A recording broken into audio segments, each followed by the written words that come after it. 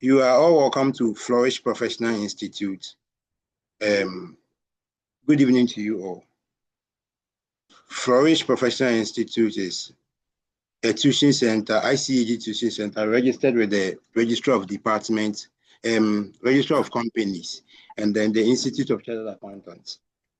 Our mandate is to provide tuition services to the students writing the ICAG professional exams. So as part of our pre-classes, we mostly organize IFRS and Ipsas essential class to ensure that the students are going to abreast themselves with the standards. And these standards, we're also going to treat them in class as well. So our mandate is to ensure that you first abreast yourself with the standards. If you have any challenge and you go to class, you also ask the facilitator. So our mandate as a professional institute is to ensure that we give you all the necessary standards. We give you an overview about the necessary standards that you need as you progress to the actual class. So I'll end here and then leave it to the facilitator for the facilitator to take you through. If there is anything, I am online, I'll come and then I'll answer your questions. But once again, you're all welcome to Flourish Professional Institute. So Insha, you can take it from there. You can start. Okay, sir. Thank you. All right, so welcome everyone to our IFRS and Ipsas masterclass. So today we are going to have an overview and then we're going to start with one of the standards. One thing I would like to make note to you is that the standards are a whole lot. Okay, so our masterclass is going to be centered on some few standards just to ginger you a bit before the whole class starts. Okay, and to give you an experience of how it is to tackle these standards. All right, so you are all welcome again, and I believe we will all cooperate together. So please, if you have any question, I would like to ask that you raise your hand or you leave the question in the chat box. Okay. So probably when I'm done, or if I throw a question to you guys, which I doubt I would, then we can carry on from there. But in case you have any question, kindly leave it in the chat box or raise your hand. I would be glad if the class doesn't get interrupted. Thank you very much.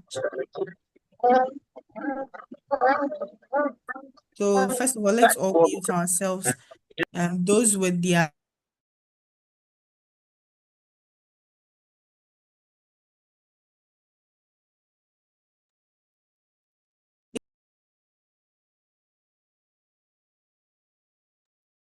if you feel like the place you are is not really okay, there's no need for us to actually be seeing our faces. We just need to listen and gain the knowledge. Okay. So let's kickstart the session. Hopefully we'll be done in 2 hours or 2 hours, 30 minutes, and then we will call it an evening. All right. So the objectives, I believe you can all see my screen.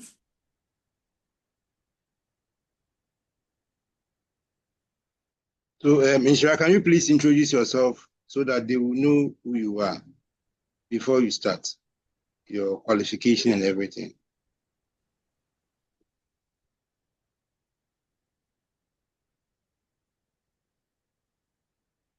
All right, so the objectives of our session is to have a general Inshira, can you hear me? understanding. Can you hear me? Yes, please, I can. Kindly introduce yourself so that they would abreast themselves with how you. Okay, I believe there are newbies here. I actually thought it was my old class. And then All right. I'm going to leave the class.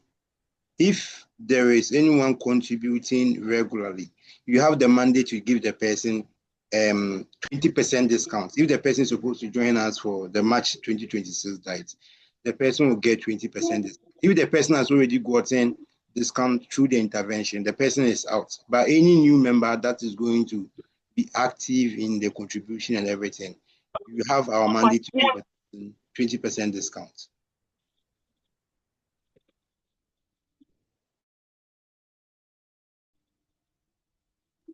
All right, well noted. Okay, so first of all, my name is Blessing Asankuma.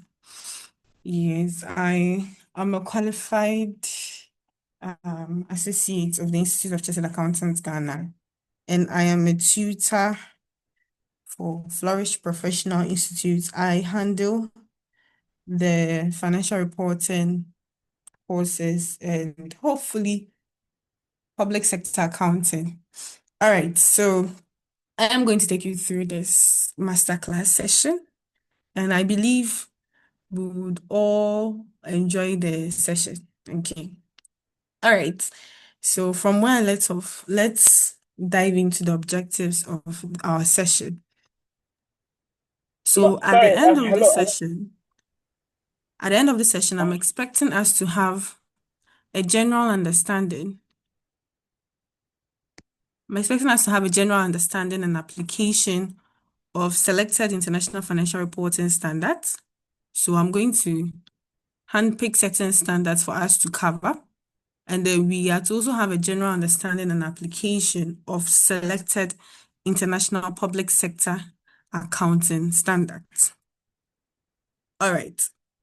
So with that being said, let's have an overview of the standards. So we've been hearing IFRS, Ipsas, IFRS, Ipsas. What are they really are? And why do we have to know them? So as students and then fellow professionals in the accountancy profession, public accountancy or general accountancy, we have to get an understanding of various standards that would help us in financial reporting, both in the public sector and in the private sector. Okay. So if we are diving deeper, we have two general standards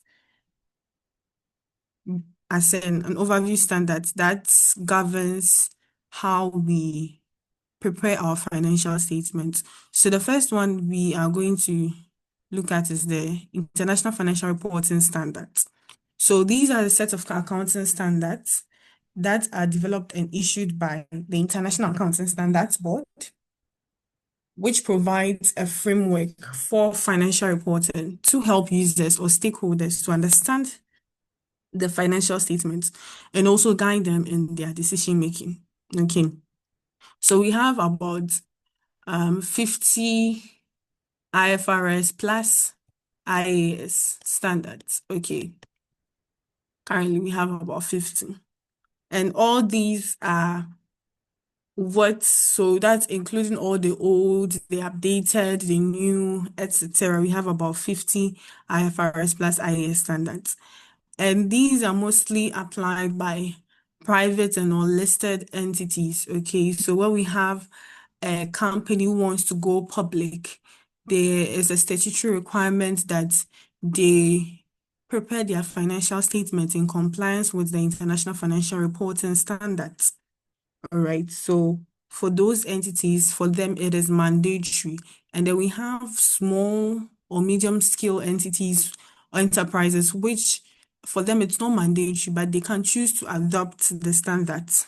Okay, in order to just bring some form of comparability, fairness, and transparency in terms of the preparation of their financial statements. Okay, so now we dive into International Public Sector Accounting Standards. So international public sector accounting standards have been there for a while, but the issue is with regards to its adoption, right? It brings up a new view whereby public entities are to prepare their financial statements or their accounts based on certain universal standards, all right? So it's a set of accounting standards that has been developed and issued by the International Public Sector Accounting Standards Board, right?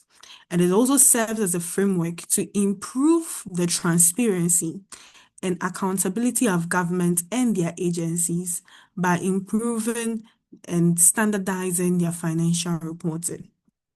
So why do public sectors have to have their own standards, accounting standards. Why is it that we can't see that the IFRS standards should be the same thing that should be applied for the public sector?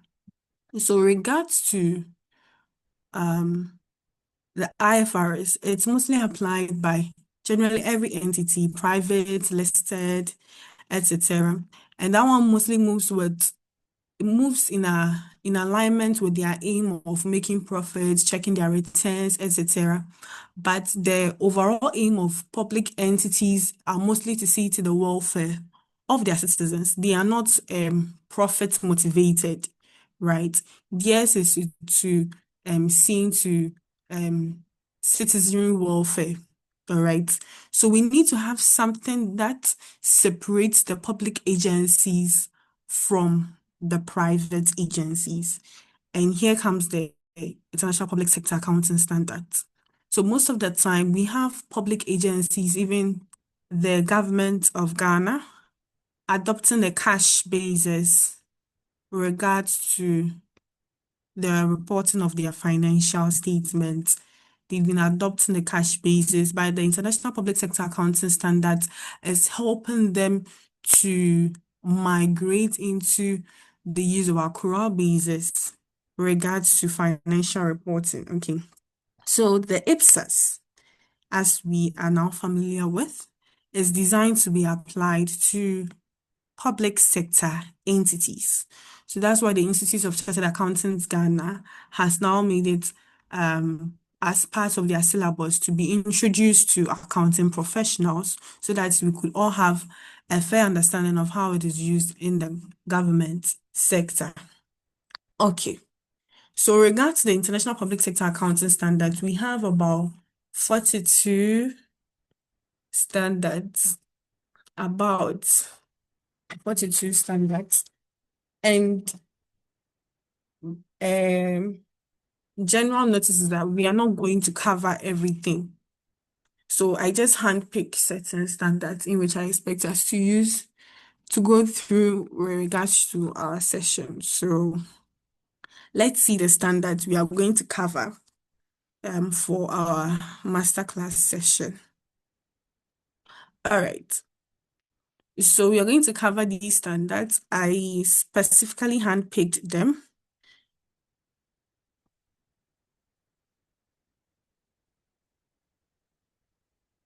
I handpicked them because I felt most of them have a link between IFRS and Ipsas so that we can notice the differences, if any, between the standards, that's IFRS and Ipsas, with regards to the same item. Okay, so now let's go through these standards that we're going to cover, and we would start our session for this evening. All right. So if we first of all have inventories, and then under IFRS, we relate it to IAS 2, and under Ipsas, we're relating it to Ipsas 12. Okay. So we have property, plant and equipment, which is also an asset. Under IFRS, we're relating to IAS 16. For Ipsas, we're relating to Ipsas 17, right? We also go through investment property since I feel like if we're talking about it's used by the owner occupied, then we should also think about it not being owner occupied. So we'll dive into investment property, and then it is under IFRS is IAS 40, and under Ipsas is Ipsas 16. So then we'll also dive into financial instruments. We look at the presentation, the recognition, and the measurement. So for IFRS, it is centered under IAS 32 and IFRS 9. And then we have its disclosure standards there as well. And then we have for Ipsas, it will be Ipsas 29 and Ipsas 41. All right. So now we also come to borrowing costs. So borrowing cost it also relates to assets. This time around, you're looking at the interest and how capitalization and all would come in and how to expense it and etc. So under IFRS, we have borrowing cost to be IS 23, and for Ipsas 5. We would also dive into an aspect which is rarely being spoken about, but which is one of the easiest standard. That is operating segments under IFRS 8 or segment reporting under Ipsas 810. And I'll also talk about issues that arise after the reporting date, events after the reporting date, which is IFRS 10 under IFRS, and then Ipsas 14 under the Ipsas. We'll also talk about related party disclosures, which is IS 24 or Ipsas 20. And then we'll dive into accounting policies, changes in accounting estimates and errors, which is IS 8 for IFRS, and then Ipsas 3. So a pro bono or a bonus would be we diving into income taxes. Okay, and income taxes is only for now, it's only applied in IFRS, so we don't have an Ipsas with regards to that. So IS 12, hopefully, would get into that. So this is a general overview of what we are to expect with regards to our masterclass, and if there be any new improvements, you would be informed about it. All right. So with that being said, let's dive into our standards.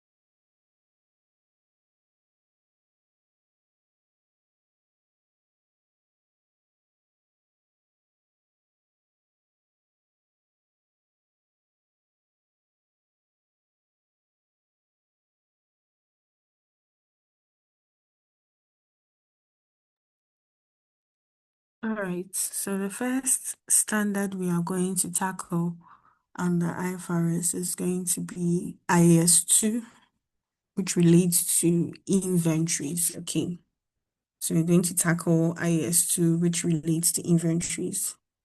And before we do that, I would like to share how most of our standards are structured. So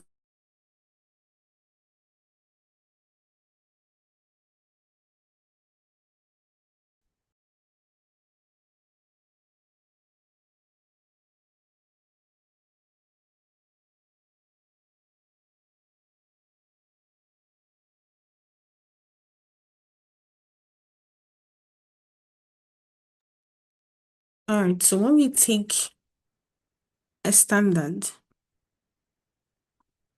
right, so we have a way in which our standards are structured by our standards board, whether it is the Ipsas board or the IFRS, the IES board. Okay. So in regards to the standards, we first of all are being introduced to the objective of the standard. Okay. So we know the purpose of the standard, what we are to expect by the use of the standard, etc. And then we would have the scope of the standard. Okay, so the scope deals with what mostly focuses on what is not included or what the standard doesn't apply to. Okay, and then we have various definitions. So this one dives into the key terms that are to be expected regards to the standard. Okay, so if you're talking about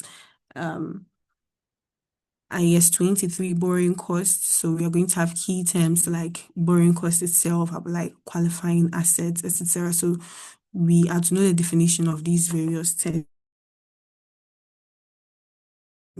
Okay, and that relates to, we'll talk about recognition, deals with how you're going to recognize the various items that are under the standard, whether we are talking about the item relating to being a liability, an asset, etc. And then we will look at how it is measured. So the measurement is actually the most important to the standard. Okay, you can know the objective, you can know the definition, you can know how to recognize it, but if you don't know how to measure it, you are left standing. Okay, so the measurement too is an important aspect which is under the standard. So we have the measurement and we have presentation. Okay, so this one mostly applies to non-disclosure standards. So we have standards that are disclosure standards like IS 24, related party. So this one is just disclosures, looks at what goes into your nodes, etc. But the ones that requires computations, this is what you are mostly to expect regards to the structure of the standard. So after your measurement, we have a presentation where how you present it in your statement, how you present it in your statement of financial position, your statement of profit or loss, your statement of changes in the equity, statements of cash flow, etc. Okay, so that's what the presentation dives into. And then we finally have our disclosures.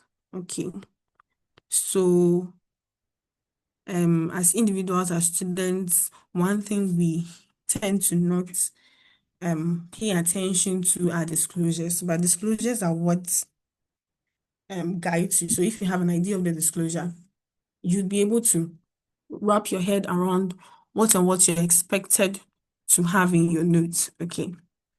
So this is the structure of what a standard might contain. So it's sort of like a breakdown of standards in general, whether be it IFRS standards or Ipsas standards. This is a general breakdown of the structure of a standard. Okay.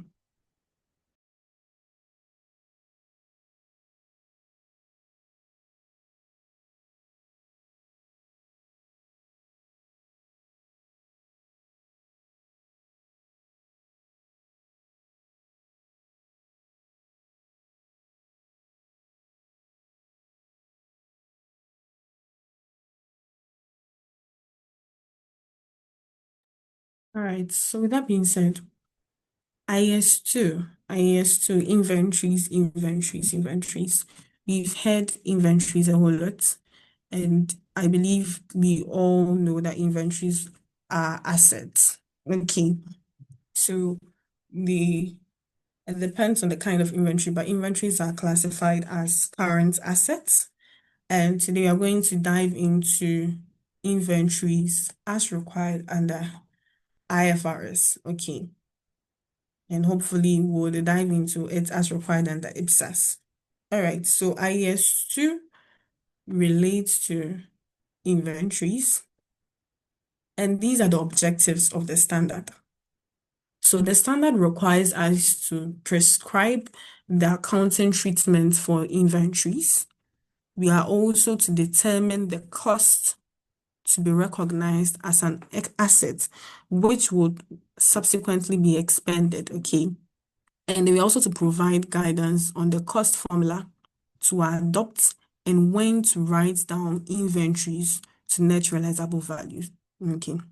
So these are the general objectives, but the main objective is to prescribe the accounting treatment for inventories. All right. So now let's look at what goes into the standard and what does not go into the standard. Okay. So the scope of IAS 2. So we are being told that the standard applies to all inventories except financial instruments. That's under IAS 32 and IFRS 9, and then biological assets under IAS 41 that are related to agricultural activity to the point of harvest. So when we see anything in relation to that, we should know that it doesn't apply to IAS 2. It applies to what its individual standard states. Okay. And also, it does not apply to the measurement of inventories that are held by producers' inventories, such as livestock, agricultural, and forest products, mineral oils, oils, and gases, to the extent that they are measured at net realizable value. So these inventories are governed by the industry's own standards. Okay, so the industry in which these items relate to, it's governed by their own standards. So it doesn't apply to IS2. And then with regards to commodity broker traders who measure their inventories at fair value less cost to sell, IS2 doesn't apply to them because their measurement differs from what is required under IAS2. So these are the aspects that IAS2 does not apply to. So in case we encounter them, we know we are not to use IAS2 for it. Okay.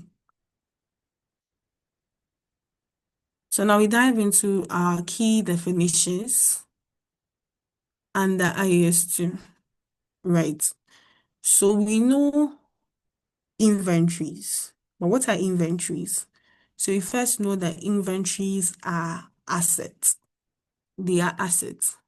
So it is an economic resource as a result of a past event from which we are expecting future economic benefits to flow into the entity, right? So generally, an inventory is classified as an asset. But how can we dive deeper when we are saying that we are talking about inventories? Okay. So in talking about inventories, we are saying that they are assets that are held for sale in the ordinary course of the business, which we classify as finished goods, or they are in the process of production for such sale, which we classify as work in progress, or they are in the form of materials or supplies to be consumed in production or rendering of services, which we classify as raw materials. Right. So inventory in general, we are talking about finished goods plus work in progress plus raw materials. So these give us our inventory. Right. But we would still dive deeper with regards to our inventory. Okay. As we go on in the session. So now another term we are to be familiar with is net realizable value. Net realizable value. So what is net realizable value? So net realizable value, we are being told that is the estimated selling price in the ordinary course of business, less estimated cost of completion and estimated selling cost. Okay.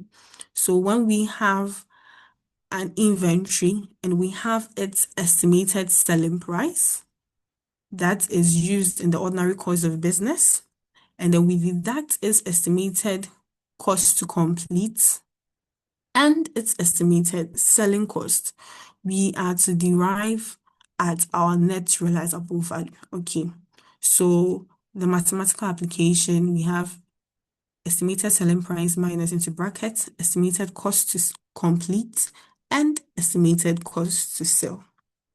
Okay.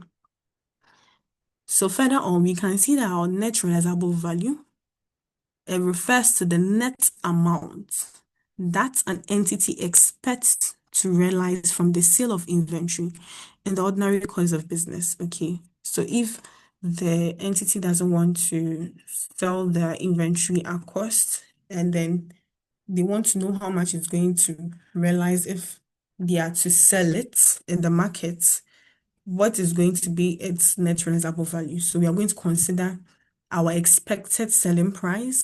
We'll consider all the related costs to bring the inventory into completion and every related selling cost or marketing cost that went into bringing the inventory into completion. And we get our NRV. All right. So these are the two major definitions, that we are to be abreast with. And then we also have an expert that deals with fair value. So fair value is found under IFRS 13, which deals with fair value measurement. Okay, so we need to know what the term fair value is. Okay, so fair value is the price that would be received to either sell an asset or paid to transfer a liability in an orderly transaction between market participants at the measurement date. So the price that will be involved when all these conditions are met at this point in time is known as the fair value, right? And then IFRS 13 would dive deeper regards to fair value measurement. So we are just going to have a bit of a scoop of the top of the standard and we'll apply it here if the situation arises. Okay.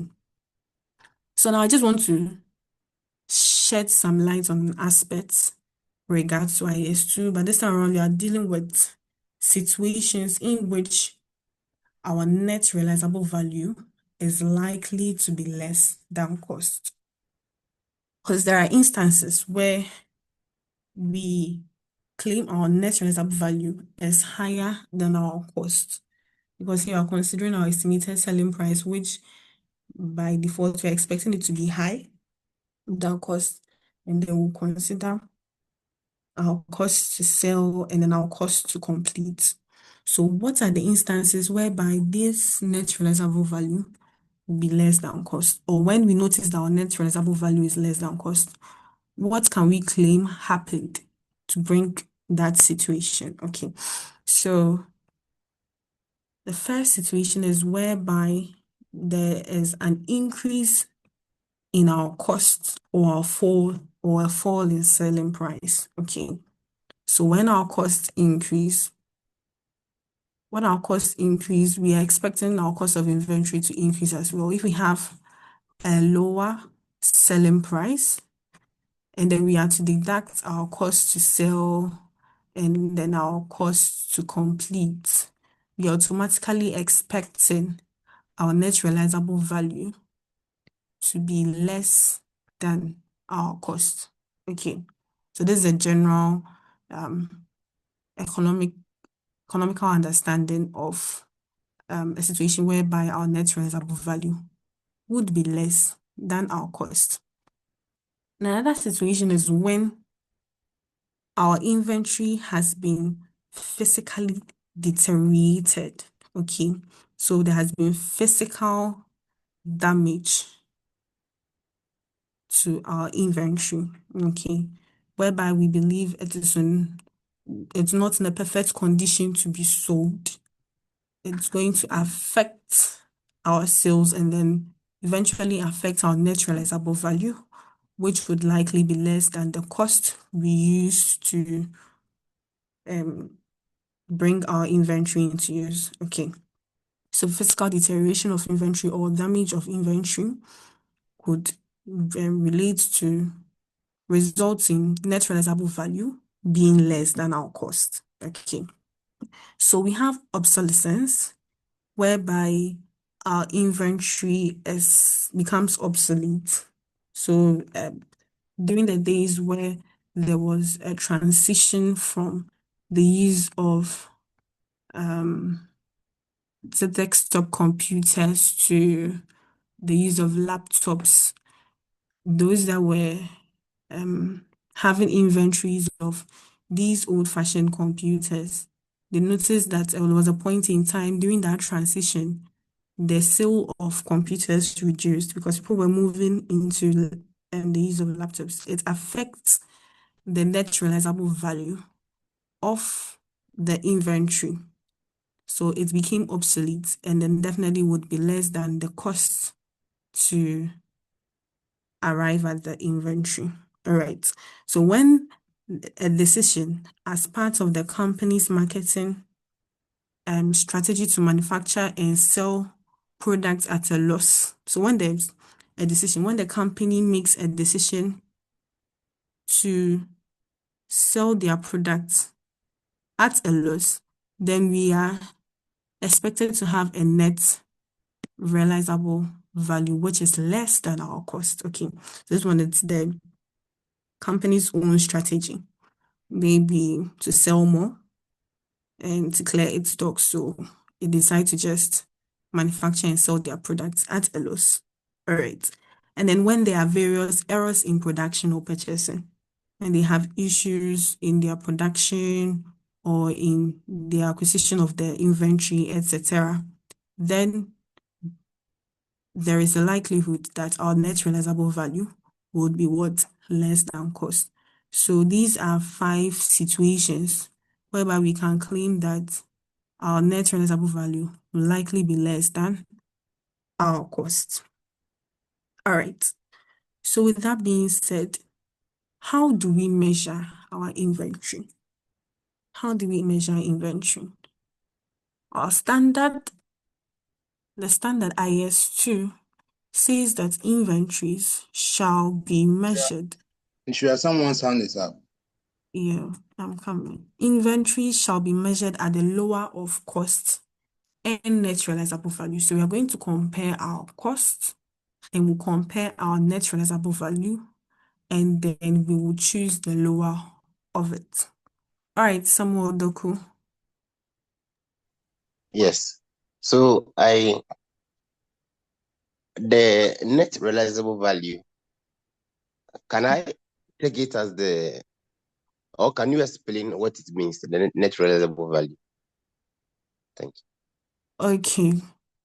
So regards to the standard, it explains the net realizable value as we having an estimate of our selling price, the price at which we are expecting to sell our inventory. And then in case the inventory hasn't finally been transformed into its finished good state, the various costs to complete the inventory, to make it into its finished good state, and the various costs that are associated in getting the inventory out there for it to be bought, we consider it, and then we get our net realizable value. So it's just you finding your selling price and deducting certain costs from it. That's what they claim. It's being claimed as our net realizable value. Yeah. Thank you. You're welcome. So regards to measurement, we are to measure our inventory at the lower of cost and net realizable value. So if we have a cost of, let's say, 5 cedis, and then we have our net realizable value of 3 cedis, the standard says that it should be at the lower of both. They didn't say it is you taking costs and deducting your net realizable value. No. You compare both. Which one is less? Our net realizable value is less. So our inventory will then be 3 cedis. Right? As simple as that. So we'll go through certain examples when we are done with explaining the standard so that we can get a fair understanding of what it's all about. Okay.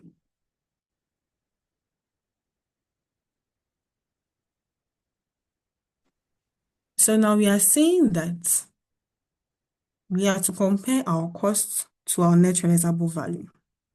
We have an idea of what our net realizable value entails, but what does the cost of our inventory entail? What comprises the cost of our inventory? So now the standard says that regards to the cost of inventory, generally with the cost of most assets, we are to first consider all costs of purchase. All cost of purchase. So all costs that would incur regards to acquiring the inventory, cost of conversion, cost that would require us to convert the inventory from maybe its raw state to its finished good state, and other costs that we incur in bringing the inventories to their present location and state. So costs that we incur from bringing it from whether it's the plantations to the the final warehouse, or from the factories to the final warehouse, all the other costs that would incur in bringing these inventories to their present location. So it's our purchase cost plus our cost of conversion plus our other costs. This will give us our cost of inventory. Right. So let's dive deeper. So we're talking about we having cost of purchase. Someone will be like, okay, if you're talking about cost of purchase, then it's just the purchase price. How much are we going to buy it? It is this. So that's our cost of purchase. The standard says no. That's not all that is involved in your cost of purchase. Yes, the purchase price is there, but there are other things we have to consider. So we have issues of tax and import duties. These are all parts of our cost of purchase. So we have our purchase price, we have our import duties and our taxes, other taxes, and then we have transport, handling, and other costs that are directly attributable. So the emphasis is on it being directly related to the acquisition of finished goods, materials, and supplies. Okay. So any other transport, handling, and other costs that helps us to get this finished goods, materials, or supplies that we consider as inventory is part of our cost of purchase. Okay. But we are also to note that when we have issues of discounts, rebates, and other similar items, we would deduct them in determining the cost of purchase. All right, Samuel Doku. Okay, please. So the transport, handling, and other costs directly attributable to the acquisition of the finished goods, material, or supplies. Is there like any instance where like this transport handling may not directly be attributable? Like I find it difficult if we are relating it to the goods. Okay, yes, there is an instance where it wouldn't be directly related. So there's an instance in which it won't be directly related. So if they're not directly attributable, we are not going to consider them as a component of the purchase cost. So that one would, if upon further classification, we don't take it as part of the cost of conversion, then we will treat it as part of our general expenses, and then it will be expensed. Okay. Oh, okay. So Okay, thank you. yes, so the emphasis is on it being directly attributable to acquiring the finished goods, materials, and supplies. All right. So as I was saying, if you have any trade discounts, rebates, and other similar items, we are to deduct them in determining the cost of purchase. Okay, so this is all that goes into the cost of purchase, which is just one aspect of the component of the cost of inventory. Right. So now after seeing the cost of purchase, we are diving into the cost of conversion of inventories. So the cost of inventories, the conversion, what are we talking about? We are saying that it includes costs directly related to the units of production. So this one delves a bit into costing, cost accounts or management accounting, right? Here, whereby we are talking about direct costs. Okay, so costs directly related to the units of production, right? So after we have purchased these inventory, or we have purchased these components that we need with regards to our inventory, any costs that we incur that are directly related to we producing the various units, so we producing the inventory, whether it's in raw materials and we want to transform it into finished goods, the various direct costs that are related to it, such as direct labor, direct materials, we are to classify them as conversion costs. Okay. And then we have issues of fixed production overheads, such as these ones too are related to the convention of the inventory, so such as depreciation and maintenance of factory buildings and equipment, the cost of factory management and administration.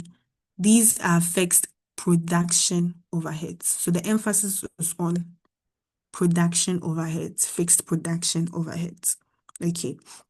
And then we have variable production overheads. So variable production overheads, mostly it's our indirect materials and our indirect labor that is related to the production of these units, okay, of inventory. So these are what goes into the conversion stage. So our conversion cost relates to first our direct costs, our fixed production costs.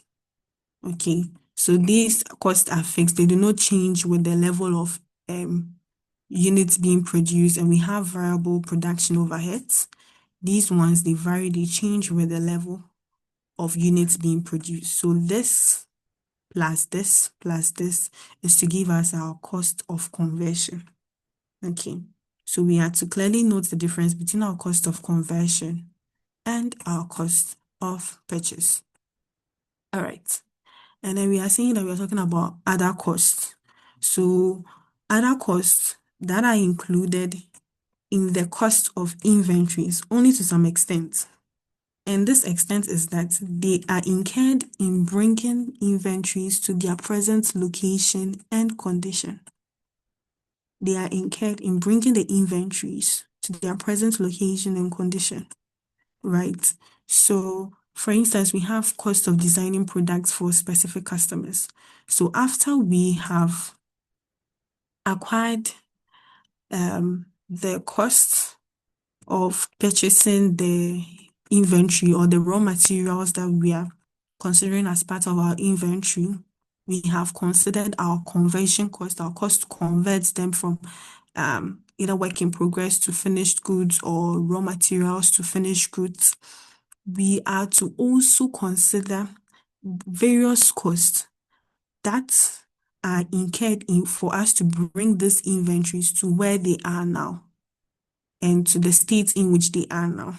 So it could be redesigning our inventory to suit a specific customer's request. Okay, so like some form of customization of our inventory. So these are the other costs that we are going to consider. So other costs plus cost of conversion plus our cost of purchase is what would give us our cost of inventory.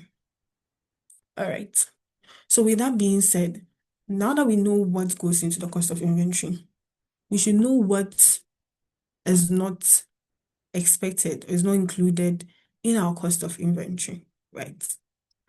So we have issues of abnormal waste.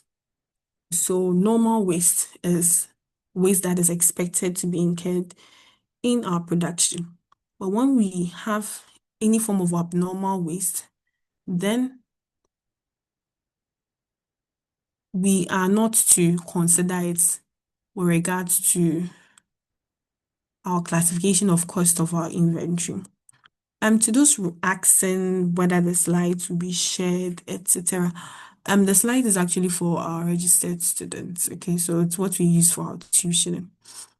So unfortunately, it wouldn't be shared, but the questions we might try our hands on might be shared with the class. And if we use any worksheets, the solutions will be shared to us as well. All right. So if they are also on the paid page, it will be shared on the paid page for everyone to benefit. But if you are here to join, I don't think we can share on the general page for them. Okay. Okay. All right. But if you have a summarized material that you want to share with them, that one is fine. You can give it to them. But All for the right. main materials, it is only for the paid or registered members. Okay. Okay. All right. But I So, think Doku is doing it also. Doku, we have already gotten 20% discount from me. So, Mishra, I think I've taken that from your list. I've taken his name from your list. I'm giving him 20% discount. So you can message me Thank on you. the platform. You register and join the paid page. Okay, thank you. Administrator with last number 15. Mishra, you may take over. all right, sir.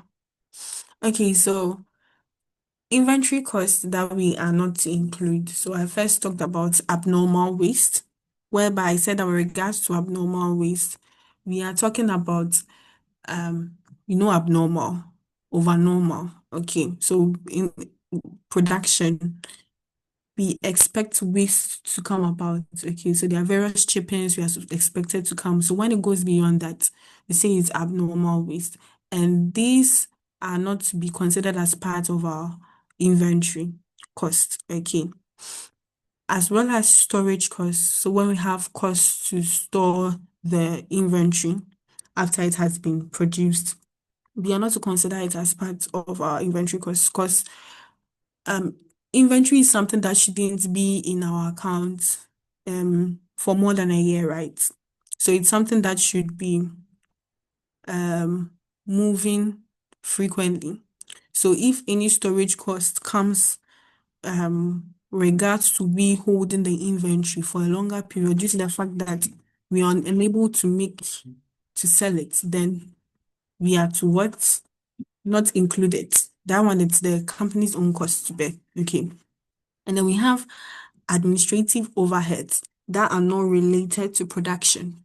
Okay, so we have administrative overheads that are related to production. These ones, yes, we're going to consider them as parts of our inventory costs. Those ones would either be under fixed production overhead or variable production overhead. But those unrelated are to be excluded. Okay, so we have selling costs. So selling costs, or we can claim them to be marketing costs. And then we are seeing that with regards to these costs, we are not to include them because these are costs to get our products to the eyes of the consumers, to get them attracted to getting our products. So these are costs. So if the product is already well known out there, there wouldn't be a need for us to incur these selling costs. So this is a personal cost that is being incurred by the entity. So we are not to include it as part of our cost of inventory. And then we dive into foreign exchange differences that arise directly on the recent acquisition of inventories which are invoiced in a foreign currency. So if we have inventories that we acquire by the use of a foreign currency, and then after acquiring this inventory, we notice that there are foreign exchange differences, whether there's a gain or a loss. The standard says we are not to include this as part of our cost of inventory. We are to treat it otherwise, we are to expenses. Okay. And then if we also have interest costs when inventories are purchased on deferred settlement terms, then we are to expense this interest cost. So some inventories would be gotten from the suppliers with regards to deferred settlement. It dives deeper, the standard dives deeper with regards to this aspect on how it is being treated. But generally, for all these exclusions, when we say they are being excluded, it means we are now not to classify them as part of cost in terms of capitalizing, but now we are to charge them as expenses in the period in which they are incurred.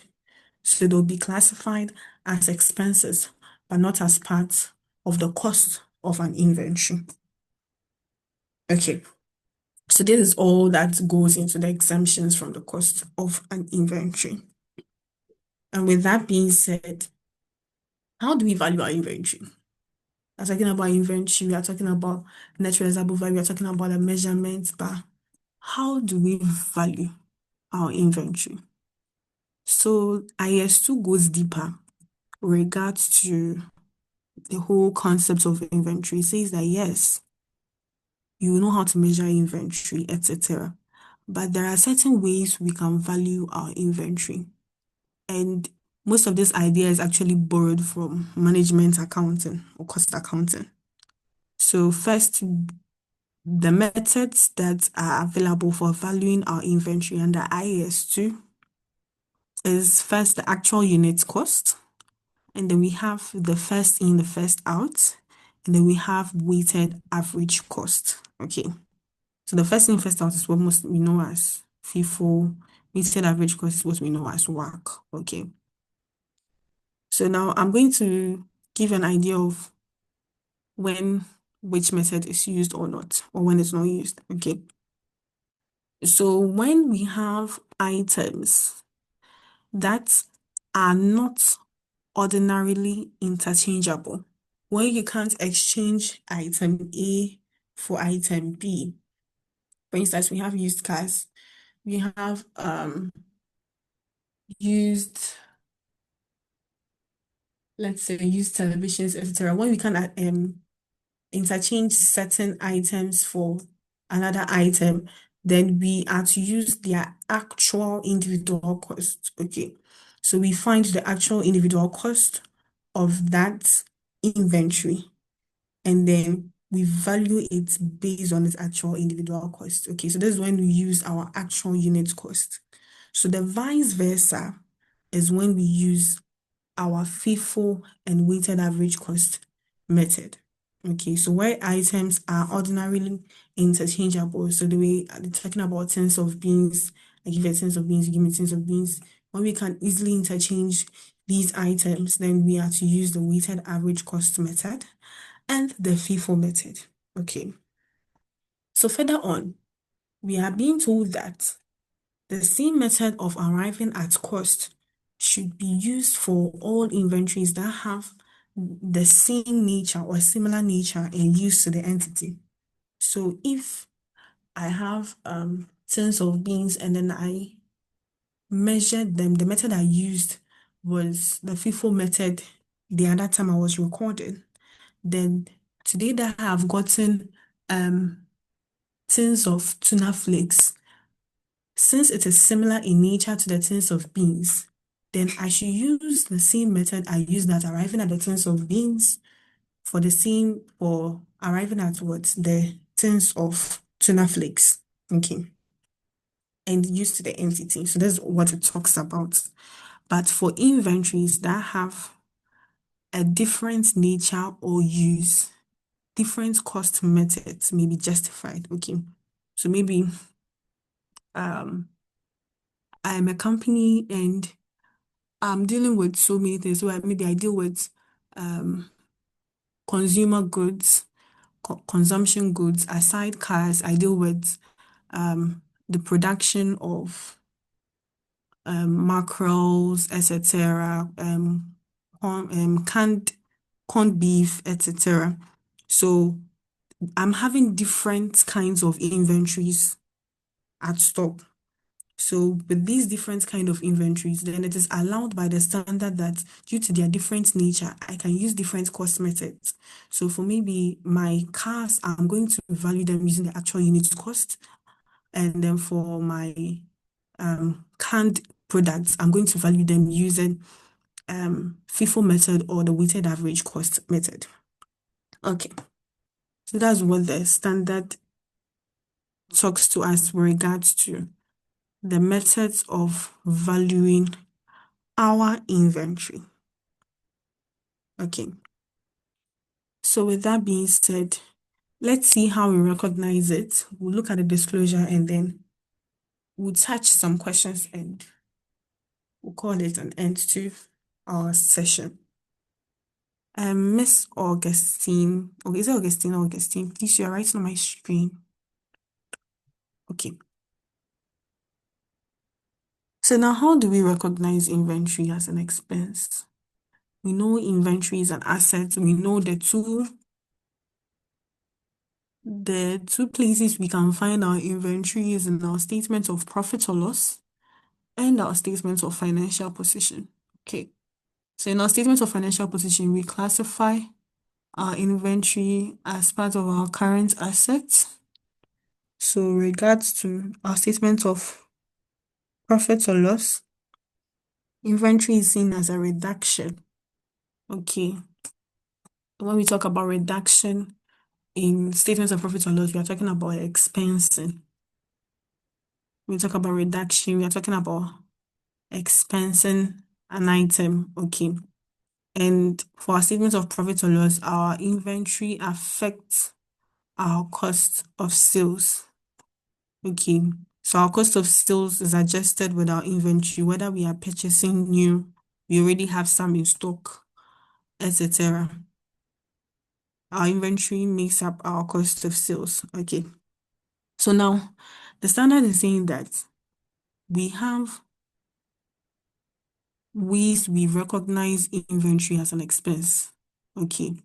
So let us dive into the treatment of recognizing inventories when an inventory is being sold. Okay. So we are saying, first of all, when inventories are sold, the carrying amount, so you know the carrying amount. So when you have some in stock, you deducted and some is left. So the carrying amount is recognized as an expense in the period in which the related revenue is recognized.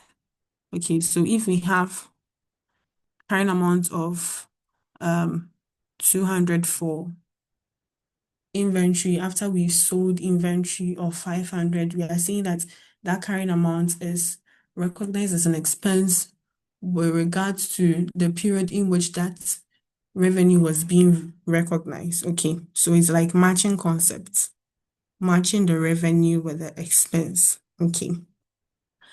And the amount of any write-down of inventories to net realizable value and all losses of inventories are recognized in the as an expense in the period the write-down or loss occurs. Okay. So if we have, for instance, our inventory at cost existing in our books, and then the following year, in measuring our inventory, we realize that we have to write it down to net realizable value. There would be a reduction, okay? Because in this case, we are claiming that our net realizable value is less than our cost. So this write down, which is a reduction, we have to recognize it as an expense in the period in which the write down occurred. Or if we have incurred any loss regards to our inventory, we have to recognize this loss as an expense in the period in which it occurs. Okay, that's what it's talking about. Mostly when we see write down of inventory, so maybe write down to cost, then we are trying to say that when we compared our net realizable value and then our cost, we notice that our net realizable value is greater or is lesser than our cost, etc. So the difference is what we are writing down. Okay, it's what we term as the write down. All right. And then we're also being told that the amount of any reversal of any write down of inventories arising from an increase in net realizable value is recognized as a reduction in the amount of inventories recognized as an expense in the period in which the reversal occurs. Okay, so this is a follow-up to this. So we are saying that, for instance, if in period A, you have cost of inventory as 3 cedis, and then we have net realizable value to be 2 cedis. we are to measure it at the lower of the two. So we are going to measure it at 2 cedis. So we have to write down cost to reflect net realizable value. So we are going to expense 1 cedi in our books, right? And then we come into period B. We notice that our net realizable value has increased from 3 cedis to, so our cost still remains at 3 cedis, and our net realizable value has increased from 2 cedis to 4 cedis. We are being told that we should reverse the write down. So this write down should be reversed. Okay, so we made a deduction. So now it should be an increase. Okay, so we are reversing the write down due to an increase in NRV, which is recognized as a reduction in the amount of inventories recognized as an expense in the period in which the reversal occurred. Okay, so we're making it look like though we didn't make a write down in the first place, and then the cost is still lower, was originally lower than the net realizable value. Okay. Any question before I dive into the disclosures?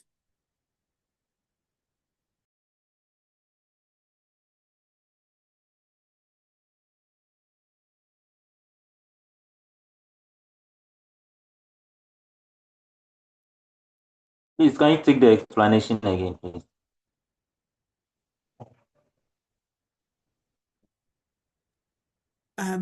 Is it Joe? You said I should take the explanation again. Yes, please. With regards to the period A and period B. Okay, period A and period B. Okay. Right, so I was saying that, for instance, if in period A, we had our cost of 3 cedis and our net realizable value of 2 cedis, the standard says that we should measure our inventory at the lower of cost and our net realizable value. So we realize our net realizable value at that period is lower. So we measure it at the net realizable value. So this means we are going to make a reduction of 1 cedi, which is a write down, so that now the amount in our books would reflect our net realizable value. Okay. And then during that period B, we come to notice that, yes, our cost remains the same. Our cost is like stagnant. And we notice instead of our net realizable value being 2, it is now 4. What does this mean? It means that our cost is now lower than our net realizable value, right? So now it is, we are validating the standard by recognizing, by measuring our value, our inventory at our net realizable value. Okay. So now we are to reverse this write down. Okay. So it has been expensed in the period. So now we're going to reduce this expense. Okay, we are going to reduce this expense. So it was -1, and we don't want to treat it as though there was a -1 in the books. So we just add the 1 and then we are good to go. So now the inventory in our books will now be stated at 3 instead of it reflecting 4. Okay, or reflecting 2 for the previous period. Now we are come to claim that, yes, our cost is what is less, not our net realizable value. Are we good? Okay.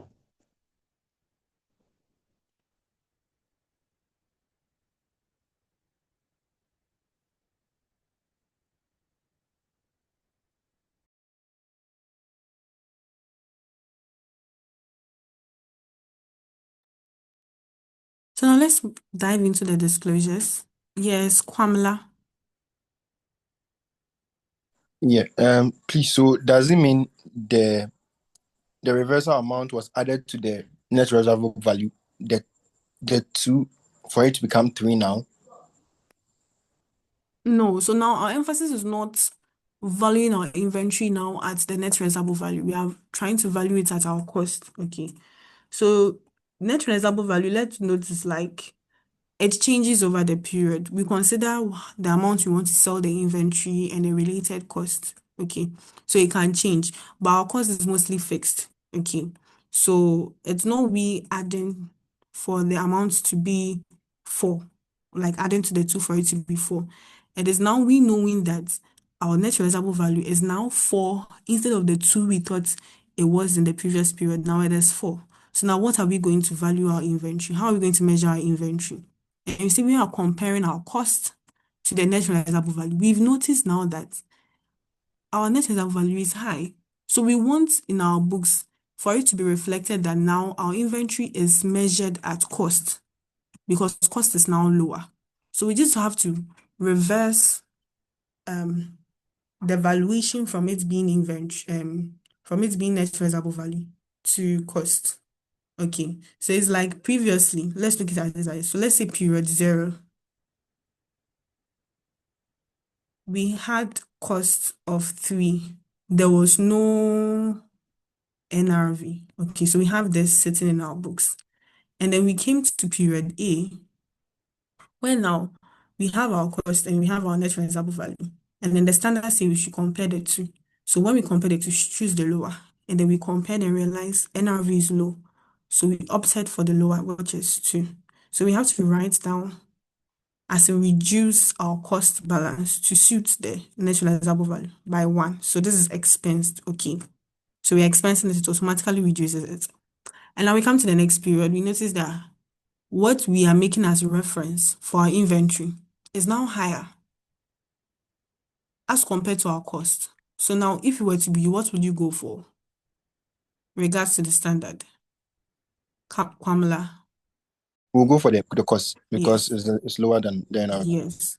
So in order to go for it, we already have sitting in our books as our inventory being valued at 2. But now we want it to be reflected as it's being what's valued at 3 because it was initially 3 and then we reduce it to 2. So now we just reverse the transaction. So now our inventory will be sitting in our books as 3. Okay. This is in the situation where you're not considering so many things and our emphasis is only on our inventory. Okay. So now we value our inventory at 3 instead of 2. Our emphasis is not on 4 now. So if you go to period C, and then now we notice that our net realizable value is now, let's say, 2.5. Then we can claim that 2.5 and 3, 2.5 is less. So there'll be this change. Okay, so now we'll have to write it down to 2.5 by 0.5, etc. So it's just you making comparisons and opting for the one that is less. Are we good? Yes, please. Okay, thank you. All right. So diving into the disclosures. Disclosures are more of what goes into your notes. What you're going to tell your users of your financial statements. What am I going to tell them in regards to IS2? IS2 says, don't stress. Don't worry yourself thinking about what to tell them. I'm giving you what to tell them. Tell them first about your accounting policies that you used in measuring your inventory.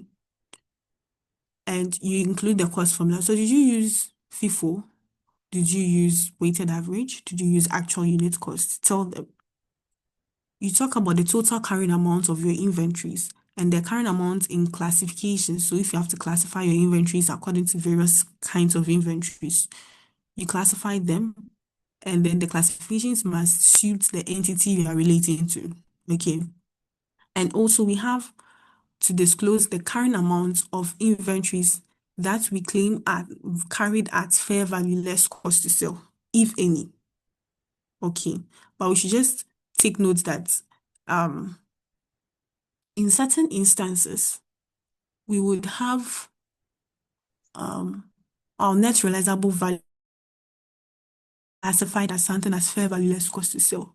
Because if we come to think of it, our fair value relates to our estimated selling price, and this relates to our cost to sell. Cost to sell relates to our cost to complete and cost to sell. So if we are to take our cost to sell from our estimated selling price, which here we classify as our fair value, then we have to get what? Our net realizable value. So this statement alone is NRV, okay, regards the inventory. Okay. And now the next disclosure says that we should state the amount of any reversal of any write-down that is recognized in the statement of financial performance in the period.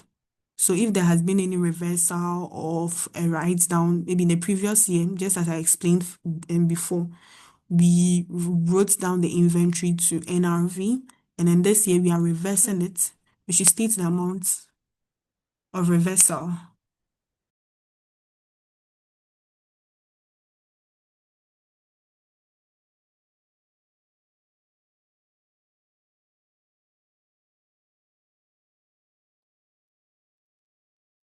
And also, another disclosure is the circumstances or events that led to the reversal of a write-down of inventories.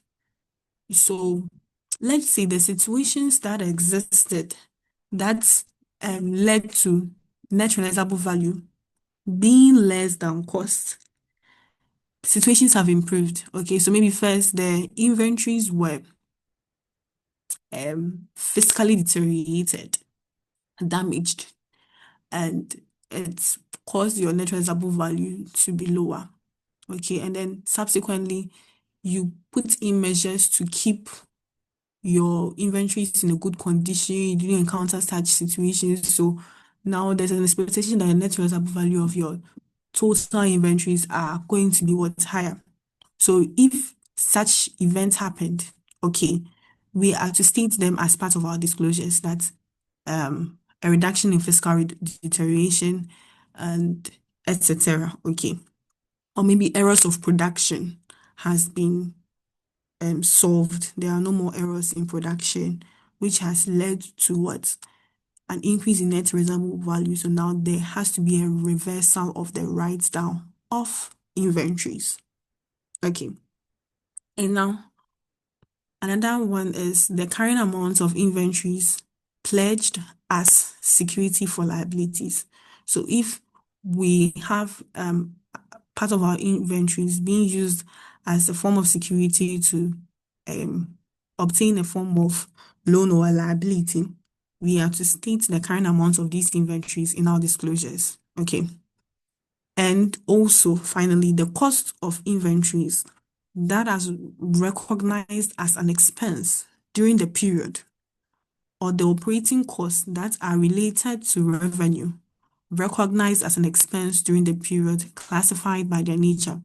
So if we have any aspects of the cost of our inventory that we have classified as an expense, or any operating costs relating to revenue that have a linkage with the inventory that are classified as an expense during the period, we are to disclose them in our notes.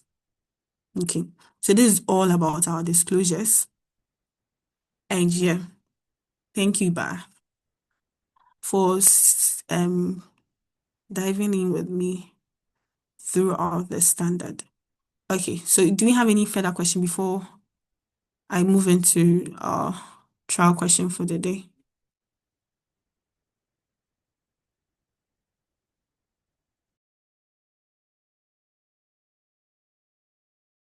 No, please.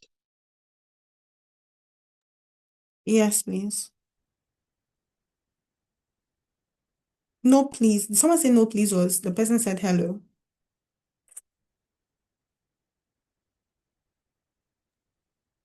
I heard yes and no, so maybe you can ask further. Okay, a gentleman was talking before. Do you have a question? Standard related question.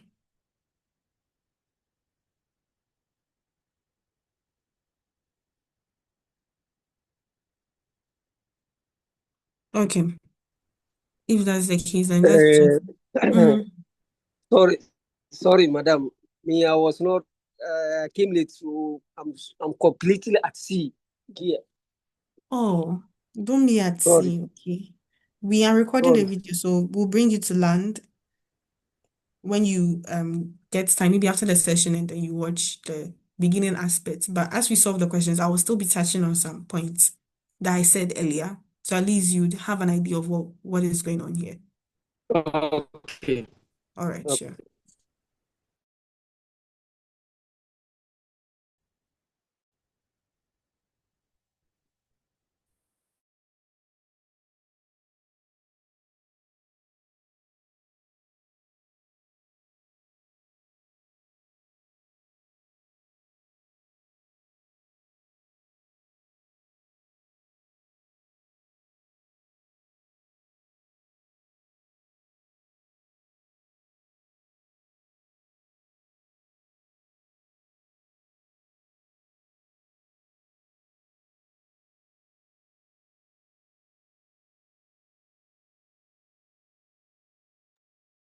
Okay, so how do you call it? The question has been sent to the group, so it's just basic questions we can use. We're going to just go through, and then there are questions most of us are familiar with. So we are going to try our hands, have a fair idea of what it entails. Okay. So I would like to know whether generally most of us have received it, whether it has been shared to your groups. Yes, please. Okay, sure.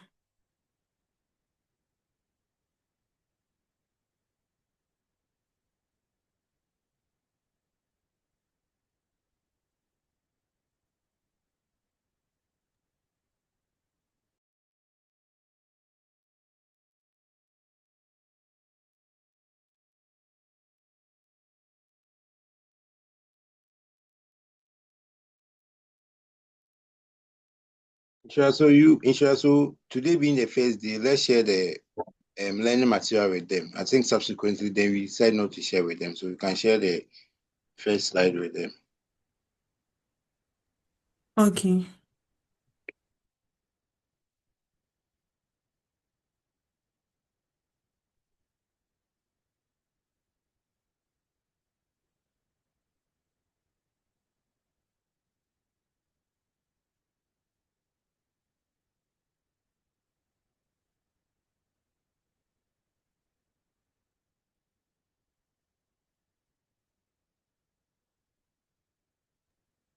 All right, so we're going to go through the first question, and I would like to let all of us here know that I prefer we understand the things from the basics. So even if you have a previous understanding of how to go about with things, it's appreciated.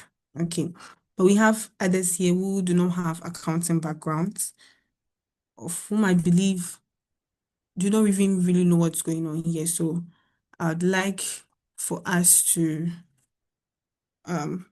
grasp that fact as we go ahead in answering these questions. Okay. So I'm taking it from a basic level. When it's time for preparation for the exams, we can go intense. Okay. Yeah. So this is just general understanding. Okay, so let's start with the first question. So the following information relates to the inventories of Flourish Limited, right? Assets December 2024. So we have items, we have their cost, we have the estimated selling price, we have the cost to complete, and then we have the number of units. What is our requirement? So we are required to determine the inventory values as at 31st December 2024. Okay. So now our emphasis should be on what our requirements tells us. Okay, so what we are required to do. So with regards to this question, we are being told to determine the inventory values at the end of the period. Okay. So now, in determining inventory valuation, a whole lot of stuff come to mind. Okay, you'll be asking yourself, am I supposed to use actual unit cost? Am I supposed to use FIFO? Am I supposed to use weighted average? First, look at the information being given to you. From our information or our table above, you can see we have our cost, we have our estimated selling price, we have our cost to complete, we have our number of units. Okay. So it should ring a bell. What bell is it ringing? It's given how we measure our inventory, right? So it's talking about the measurement of inventory. And the standard says that it should be the lower of our costs and then our NRV. Okay. So if that's the case, lower of our cost and NRV. So now what does the question give us? It has given us our costs for every item. Do we have NRV? No, we don't have NRV. Why? Because someone is going to look for the term net realizable value. But we know net realizable value is broken down further. to be our estimated selling price minus our cost to complete. So if that's the case, or minus cost to sell. So if that's the case, we look at the information and then we notice, yes, we have estimated selling price, we have cost to complete. So given these informations, then I can clearly what? Determine the value of my inventory by comparing the two and using the lower. Okay. So with that being said, let's dive into the computation. So these are just easy computations. I believe we can flow easily with them. Okay, so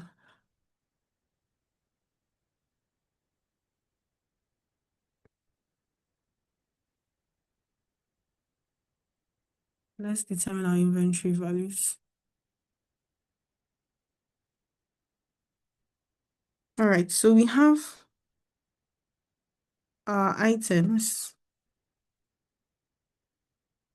We have A, B, C, D, E. We have cost, and then we have NRV.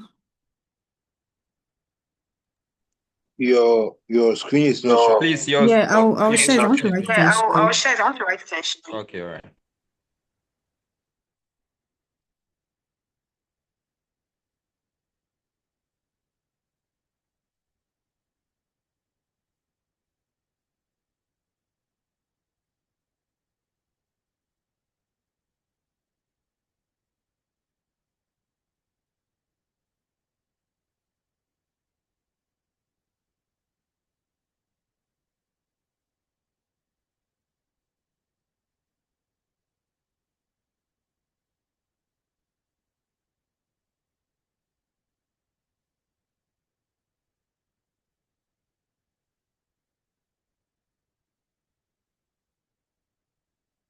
Okay, so we have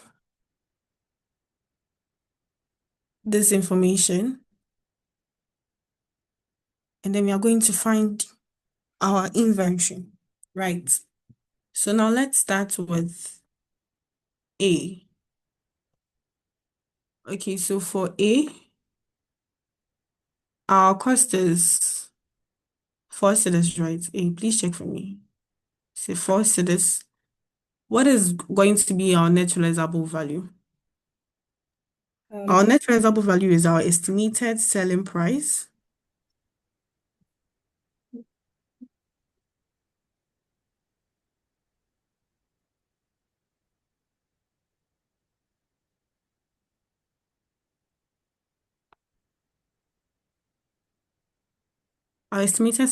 which in this case is 5 cedis minus our estimated cost to sell, which is 1 cedi. We're getting how much? 4 cedis. We have units of 500. So now how are we going to value our inventory? The standard says we should choose the lower of the two, right? Or the lower of cost and net realizable value. But in this instance, they are both the same. So our inventory will be valued at 4 cedis times 500 units. What are we getting?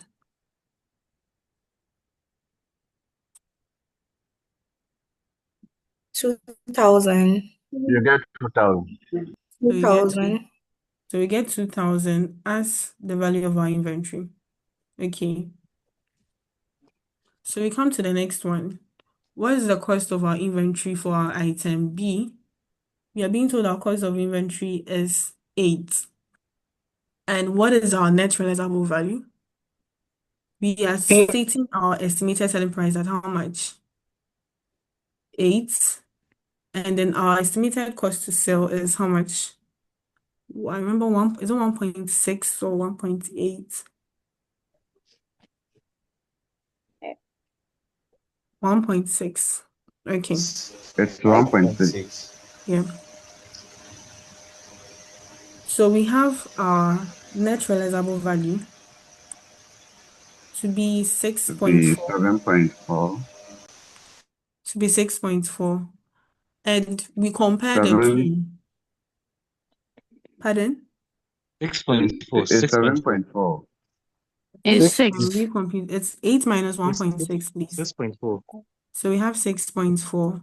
And then we have our units to be 1,000 units. So now our major question is what to use to measure.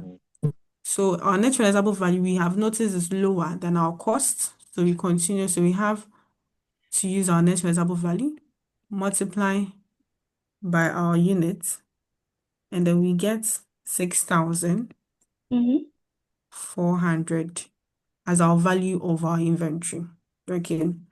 So I believe at this rate, we can pick up the flow. So with regards to our item C, we have the cost to be 12 cedis. We have the estimated selling price to be 20 cedis, and then our cost to sell to be 2 cedis, giving us the NRV of how much? 18, right? Yeah, 18. So what's the unit available? We have 750 in units, and then in valuing our inventory, which one is less, our cost or our NRV? Clearly, Our cost. yes, our cost. So we multiply our cost by our units, that is 750. How much are we getting? 9,000. Yeah, 9,000. Okay. So this is just the foundation. If you're able to determine this, I believe you shouldn't struggle with determining the value of the inventory. So you have estimated selling price 12, cost to complete 2. How much are we getting? 10. So the same thing. So we have the same values for both. So we use the 10 cedis. So 10 times 750, 7,500. All right. And then finally we have, for E, we have cost to be 2 cedis. Our estimated selling price to be 2 cedis, 40 pesos, minus cost to complete of 50 pesos. How much are we getting? 1 CD, 90 pesos. With our units of 3,500, we have to choose the lower, which is 1 CD, 90 pesos. So no matter the unit, as long as it's lower, we are to opt for the lowest amount. So times 2, 500.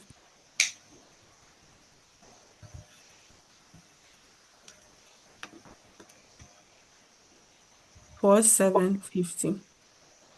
Right. Okay, Frederick, thank you for taking for me. You are writing for me. All right, so we have this as the value of our inventory. Okay. So these are the various items. So we can decide to even sum them all up to find the total value of our inventory. So 2,000 plus 6,400 plus 9,000. 7,500. 7,000.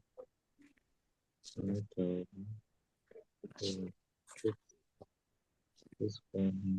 So we get 29,650. We can all confirm. Exactly. Pardon? Exactly. 29,650. All right, sure. Thank you, dear. So this is our answer for the first question. So now let's move on to our next question.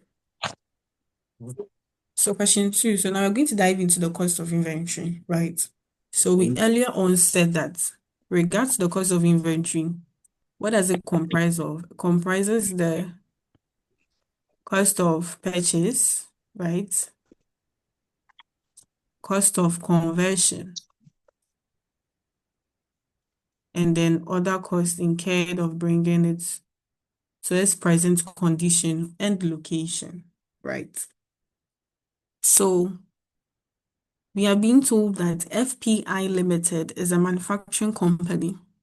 The cost per unit of an item of inventory is shown on its card as follows, right? So we have materials, we have production labor costs, we have production overheads, we have general administration costs, and then we have marketing costs. So in accordance with IAS 2, inventories. We are to determine the cost of inventory for FPI Limited. Right. So now, in looking at the various items that has been listed,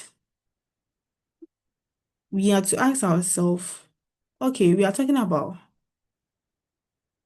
components of cost of inventory.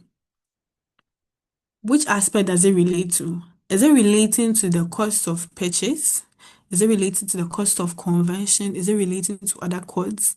Is it relating to a combination of all? That's the question we should ask ourselves. Okay. So now we know what goes into the cost of purchases. We are talking about the cost price. We are talking about the transport and handling that are directly attributable to acquiring the materials regards to the inventory, and then we deducting any trade discounts and rebates and considering our imports, duties, and other taxes. Okay. And now we come to cost of conversion. Now we said for cost of conversion, they are comprised into it's categorized into 3 parts. Okay. We have our direct costs that relates to the units of production, whereby we talked about our direct labor. And I told you we also have direct materials too as parts. And then we talked about our fixed production overheads. And then we talked about our variable production overheads. Okay. And then that was where we ended. But we talked about certain exclusions from the cost. When we dive deeper, we talked about excluding abnormal waste, storage costs, administrative overheads are not related to production. We talked about selling cost or marketing cost being excluded. We talked about foreign exchange differences that as a result of acquiring inventories invoiced in a foreign currency. We talked about all these, okay? And now we are going to apply this knowledge we have acquired in answering this question. So it shouldn't be a big issue for us. So our first item, materials. Should it be a part of the cost of inventory? With all I Yes. have said, yes, Yes. it should. Yes. Yes. Production and labor costs, should it be considered? Yes. Yes, madam. Yes, it should be considered as part, is a variable production overhead. And Yes. then we have general production overheads, should it be considered? General Yes. administration. Yes, madam. So now we come to Yes. general administration cost. Are we to consider it as part of our cost of inventory? No. No, madam. No, it's to be expensed. Okay. And marketing cost, are we to consider? No. No. No, madam. Okay, No. no. So with this being said, then our cost per unit is going to be, so in determine, I would like to use the worksheet, but let me just write it. So our cost is going to be 30 plus 33 plus 12. What are we getting? 75. 75. So we are going to have 75 cedis per unit as the cost of our item of inventory making. So this is like easy peasy. You clearly know what you're looking for, you go for it, and then you're good to go. All right. Okay, so now let's go into a different structure. So the same questions could be structured differently, but they all mean the same thing. Okay. So let's dive into question 3. Question 3 is saying that the following information relates to inventory held by Kuda Limited at the year end. Right. So we have A, B, and C. Those are the various inventories. We have the cost. We have the selling price. We have the modification cost to enable sale. And then we have the units held. We are required to calculate the value of inventory held. Calculate the value of inventory held. I believe we'll be able to do this, right? So this is basically we finding the cost, we knowing the cost, and then the net realizable value, and choosing the lower of it. Okay. So with that being said, more like a speed race. I believe this one is something that we can even clearly do in our books. So Yeah. let's have Let me save this. So let's have our NRV. Let me have a section for our NRV. Okay, so mine would be A, B, C.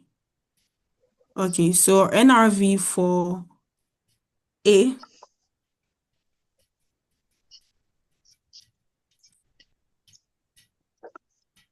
NRV for A. You know what constitutes 30. NRV? Yes. So it's 30. Minus For B, B is 10. 10. For C, C is 14. C is C is 14. Yeah. 14. Okay. Yeah. So now we have 30, we have 10, we have 14. So now we're going to compare it with our cost, okay? And then find the value of our inventory. Are we good? Okay. Yeah. So now let's determine value of inventory.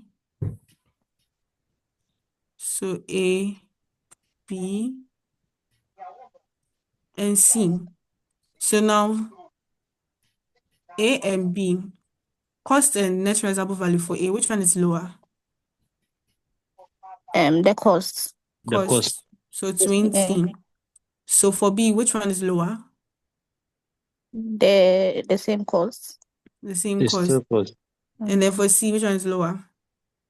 The Cost. same cost. The Yeah. same cost. Okay. So Okay, we are not to always just jump. We had to solve for it to be seen. So one thing we might be used to is the fact that we calculate it head on and then we just calculate it in our head and we just come to a conclusion that we're supposed to use the cost. But showing your workings is what is important. Okay. So now we have the units, and that's 200, 150, and 300. So we have 4,000, 1,350, and then 3,600. 3,600. Okay. So these are the value of inventory.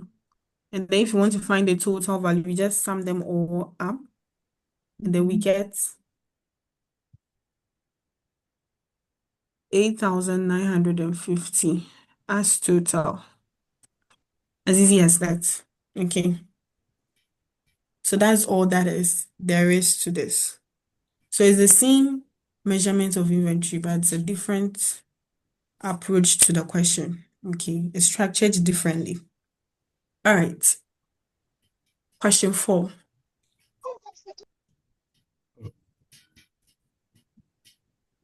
Question 4. So Dela Limited has the following products in inventory at the end of 2024.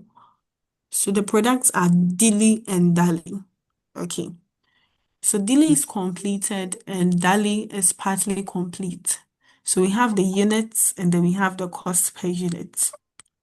Each product normally sells at 34 Ghana cedis per unit. Due to difficult trading conditions, Dela Limited intends to offer a discount of 15% per unit and expects to incur 4 Ghana cedis per unit in selling cost.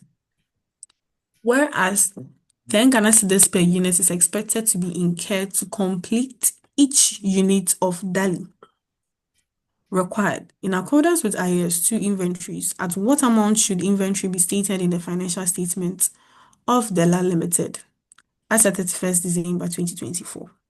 Okay. So now we have two products here. We have one that is complete. We have one that is partly complete. So the question has been made it quite clearer to you that we are to even incur costs to complete to Dali Limited, right? For the product Dali, right? So in case the name wasn't mentioned, we have to by default know that if there is cost to complete, it has to relate to the product that is partly completed. Okay. All right. So we have difficult trading conditions that are existing. So this difficult trading conditions is going to affect our price to sell. So in that case, it's going to affect our ability to sell. So in that case, we are going to give discounts. All right, discount. So this discount is going to be on our selling price of 34 cedis. And then we are to incur 4 cedis per unit in selling cost. So my question to the class, so incurring 4 cedis per unit cost, is it going to affect only Dali? With regards to finding the net realizable value, the 4 cedis per unit cost is going to affect only Dali that has a partly completed product. That is a partly completed product. No, since daily is also completed already, we will sell it. So if you sell it, then we will incur the 4 cedis too. Yeah, that's right. If you sell it, we incur the 4 cedis too. So it applies to both. Okay. Only the cost to complete applies to Dali, but the cost to sell applies to both products. All right. So with that being said, let's work it out.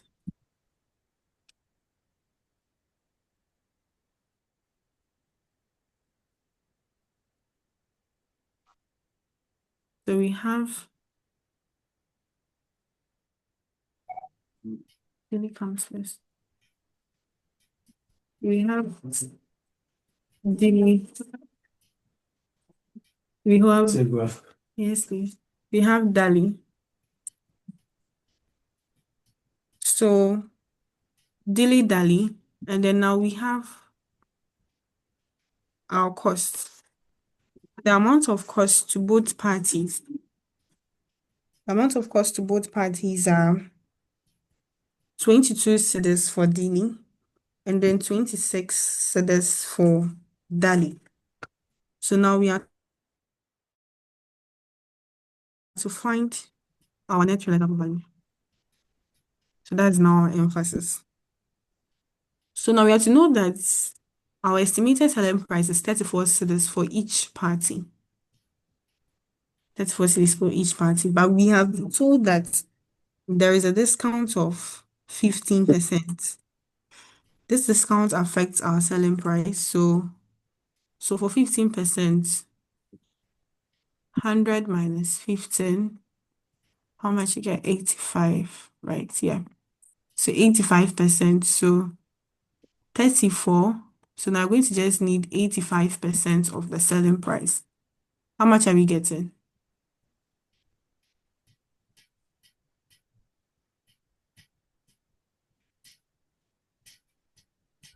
Um, 28.9. 28.9. Yes, please. 28.9. So this relates to our estimated selling price. Okay. So now come to make our further deductions. So from the question, we noticed that they expect to incur an amount of 4 cedis per unit in selling cost. So this one applies to both Dili and Dali. Okay. So pardon? Okay, so it applies to both Dili and Dali. 4 cedis as selling cost. But for Dali, we say there's a further amount of 10 cedis to be incurred with regards to selling cost to complete, sorry. So cost to complete. So the figures are going, the net realizable value for both products are going to differ. So can we get that for Dili? 24.9.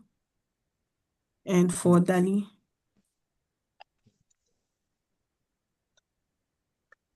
14.9. 14.9, yeah. All right. So with that being said,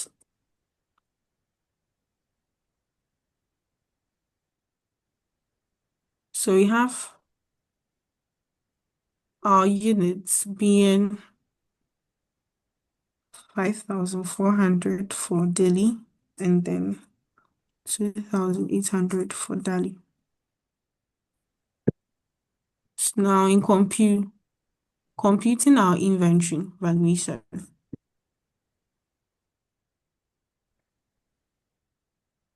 we are to measure inventory at the lower of cost and net realizable value.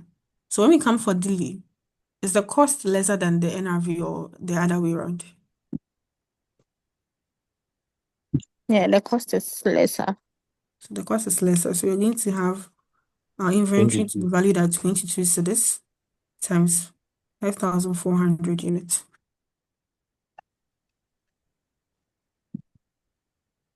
Okay. 118,800. Okay, thank you. And for Dali, in comparing, which one is less? Realizable value. Okay, so that will be 42.9 times 28. 2,800. How much are we getting? 41,720. 41,720. So total inventory value 160,520. Okay, thank you. So this is the value of our inventory regards to Della Limited. Okay. So this one has dived deeper into considering issues of discounts on selling price and then issues of partly completed product. Okay.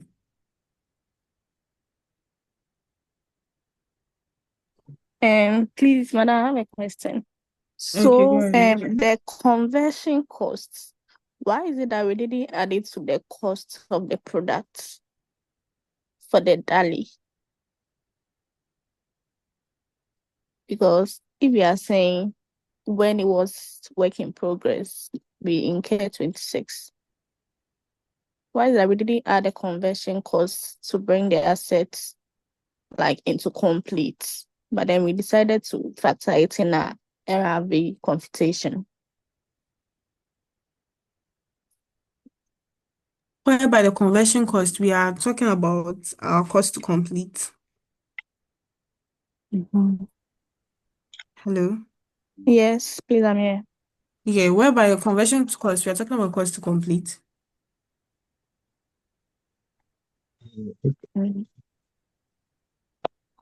Incur complete.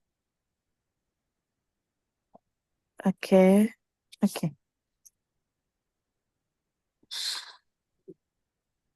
Hello, So Glory. yes, please, I'm here. So the cost in this case is the cost we incurred in getting DALI. Is that the case? The 26 cedis. Yes. Is the So what is general that? cost? Is the general cost of Dali so far? Okay, and the conversion cost is which cost? To So get it complete. yes. So if Dali is a finished good, yes, then we will claim that we've considered all other forms of conversion cost. Okay. But when we are talking about net realizable value, it goes further to tell us in case we're to complete it, these are the costs we are going to incur to complete it. But the actual cost of Dali, it's considering the cost of purchase and then conversion cost so far. If you want to sell. Yes. Oh, okay. So cost so far, this is all that we have incurred with regards to Dali. So maybe it could have conversion cost, but not complete. Okay. But the NRV goes deeper. Oh, okay. So the conversion cost is supposing we want to sell it at 34 cedis, we will incur this additional 10 cedis cost. That is how far we are taking it out. Okay. Yeah. Sure. Okay. Thank you. You're welcome.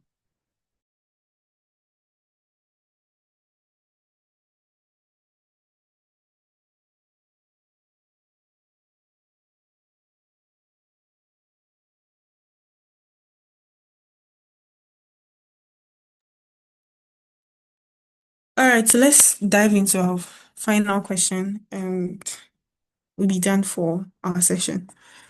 Okay, so Janine Limited Janine Limited manufactures plastic water tanks for the farming industry. On 31st May 2024, its closing inventory consisted of 950 kilograms of plastic resin raw material and also 250 finished unit plastic water tanks. Further information is provided as follows. So, regards to the plastic, the purchase price of the plastic resin was 3 Ghana cedis per kilogram throughout the year to 31st May 2024, plus an additional 0.5 per Ghana cedis per kg of delivery cost. So Janine has a policy of always keeping plenty of plastic resin in inventory, as its supply can be unreliable. However, close to the year end, the price of plastic resin reduced due to supply exceeding demand. The purchase price of Janine's raw material is now 2 cedis 10 pesos per kg plus the 0.5 per kg delivery charge. The existing inventory of plastic resin can be sold in the market for 1 cedi 80 pesos per kilogram net of all costs. Okay. Tanks. So now each tank requires 10 kilogram of plastic to manufacture, and each unit incurs 25 Ghana cedis in conversion costs, which are the labor and overhead. Janine sells the tanks for 100 Ghana cedis, and it is expected that this price will drop to 90 Ghana cedis as a result of the fall in market price of plastic. All completed units sold by Janine incur a 6 Ghana cedis selling and distribution cost required. Calculate the value of closing inventory in the books of Janine Limited at 31st May 2024, applying the principles of IAS to inventories.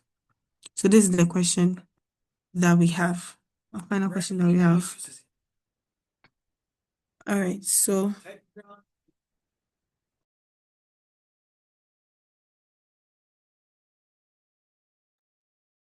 in regards to this question, we are to take note of certain things. We are to take note of the fact that in the manufacturing of the plastic water tanks, she needs certain raw materials, right? That is the plastic resin. Okay. So, with regards to this inventory, we are going to look at it from two aspects and then find the total. So, you're going to focus from the raw materials, which we're talking about the plastic resin, and then our finished unit, which we are talking about plastic water tanks. So the advice is to first get your cost per unit, and then in the end, you find your overall value of your inventory. Okay. So for our plastic, so now let's look at our raw materials. I just want to scribble certain things up and then we'll dive into the board. So for our plastics, for our raw materials, we are seeing that we have the purchase price of plastic resin, that is 3 cedis per kilogram. And we also have delivery cost of 0.5 per kg. And this delivery cost from this question, we can say is directly attributable to the plastic, to the bringing of the plastic resin to the company's premises. Okay, so it's going to be added to our purchase price, and then it will become our cost of purchase for our raw material.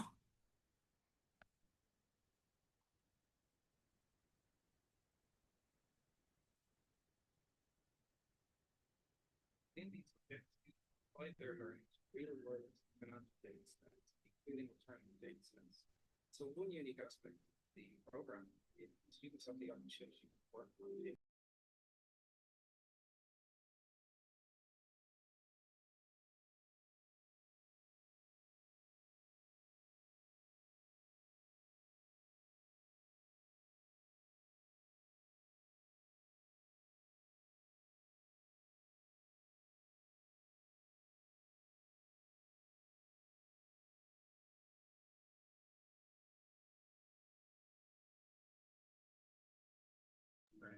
Okay, sorry.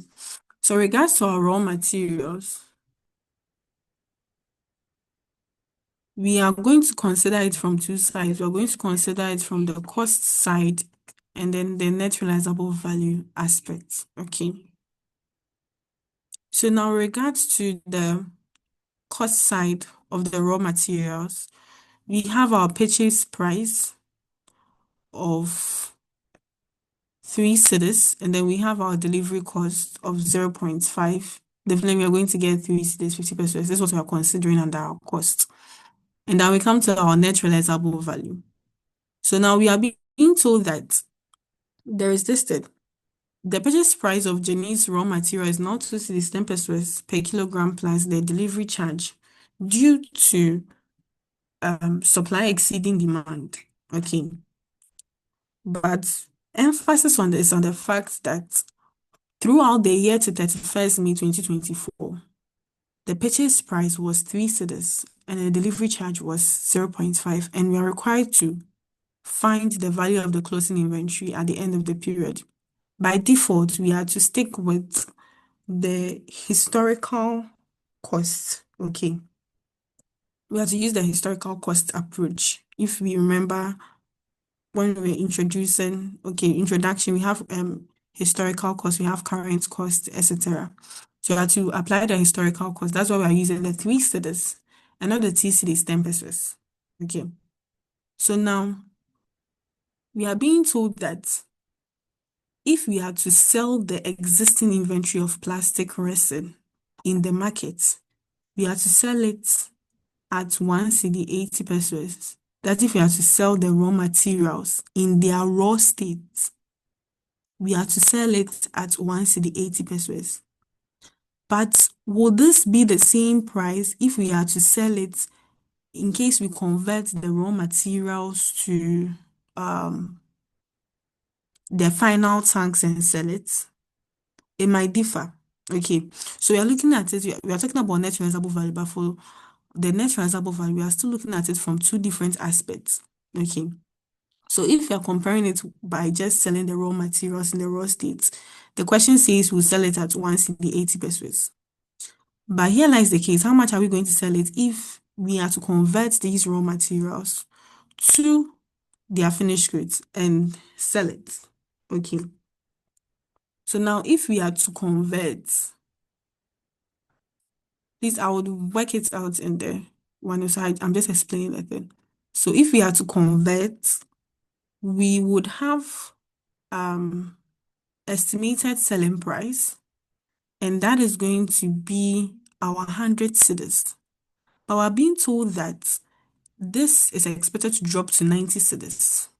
So since we're making an estimate of the future, then we are to use what is expected to drop. So we are going to apply our 90 cedis due to the fall in the market price. And then we are being told also that all completed units sold by Janine incur a 6 cedis selling and distribution cost. Okay, so that is 6 cedis reduction. But we also have each unit incurring 25 cedis in conversion cost. So this one we're talking about in case we're going to convert the plastic resin into tank and then sell it. So meaning we are going to consider over here, we're going to consider the conversion cost to convert it under the, what do you call it, under net realizable value, which goes ahead to answer my sister's question in the beginning, in the previous question. So we'll get a different value over here. And all this relates to just our raw materials. We've not dived into the finished goods. Okay. So this is the approach we're going to go about it. So I believe if we have our questions, then let's dive.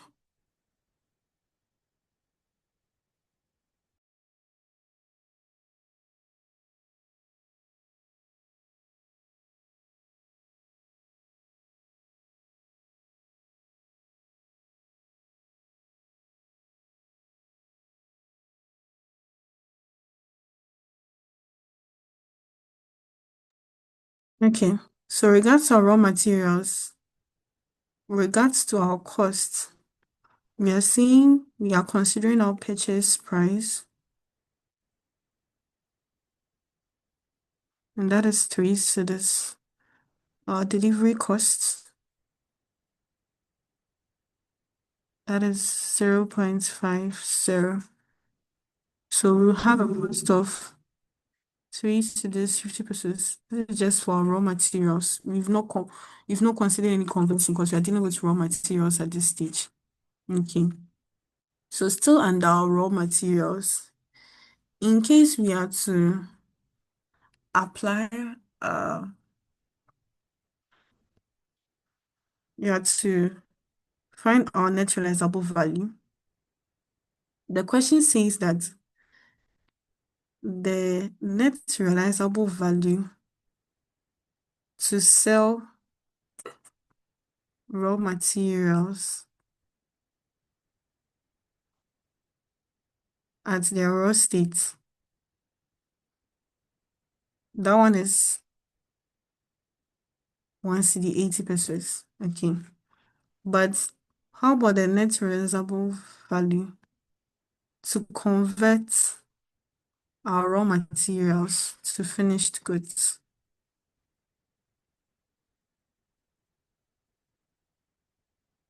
This one, we're going to consider our estimated selling price.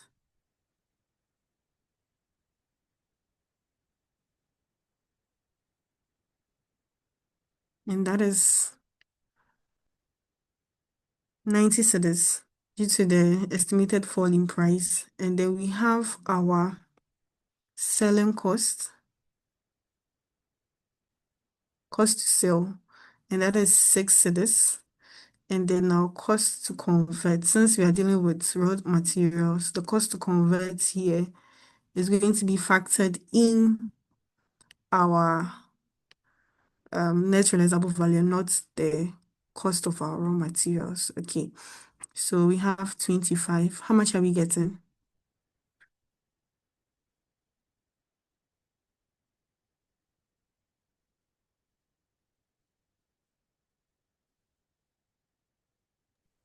$59. 59. Okay. 59. So this is in terms of total value. But now the question says that we are dealing with 10 kg of plastic resin to manufacture. So for each tank. So if you are dealing with 10 kg per tank, then let's see the cost per 10 kg of plastic resin. So we are going to find the NRV per unit. Okay, so per kg. So that is going to be 59 divided by 10 kg. How much are we getting? 5 cedis, 90 pesos. Okay. So now the question now comes. We are to measure inventory. We have NRV to sell raw materials at 1 cedi 80 pesos. We have the cost 3 cedi 50 pesos, and we have NRV per kg. That's to convert raw materials to finished goods, 5 cedi 90 pesos. So now we are to take priority of converting the raw material to finished goods because that's going to be the end result as compared to selling the raw materials in their raw state when we are choosing which net realizable value we are to use to compare with the cost. Okay.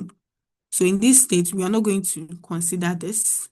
We're going to consider this. Okay. So at this rate, if we are to value our inventory with regards to the raw materials, we are going to claim that our raw materials is valued at cost, okay, of 3 cedi 50 pesos. So the total value of raw materials is going to be 3 cedis 50 pesos times the units the kg of resin that is required from the beginning of the question is 950 kilograms. So times 950 kilogram. So the value of raw material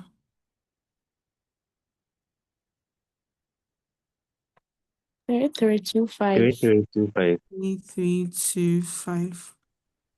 So that's going to be the value of raw material. So this relates to the raw material aspect of the question. So if we dive deeper, we are now going to consider the finished goods aspect. So just as we divided the raw materials into cost and net realizable value, we're going to divide the finished goods into cost and the net realizable value. Okay. So regards to the cost, we talked about cost of purchase, etc.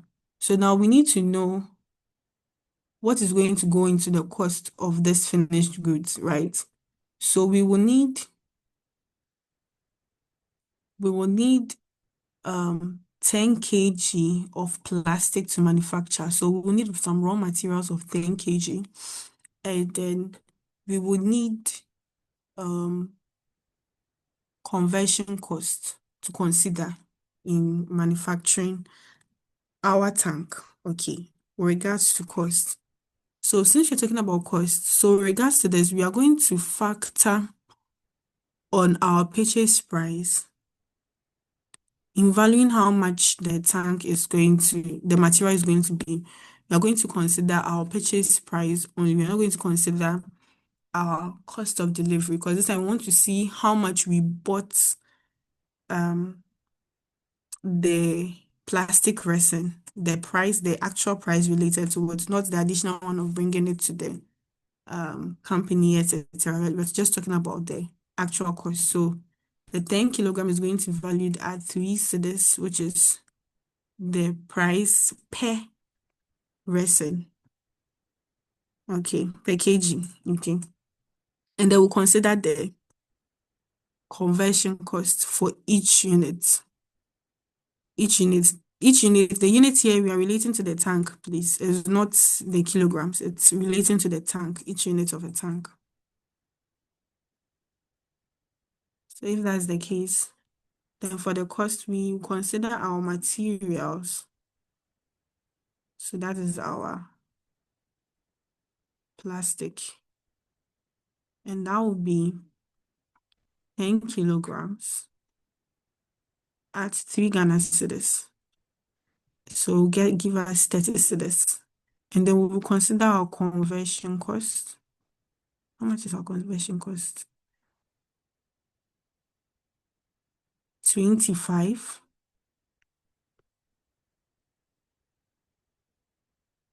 So we sum this up and then we have our cost of 55. Yeah, 55.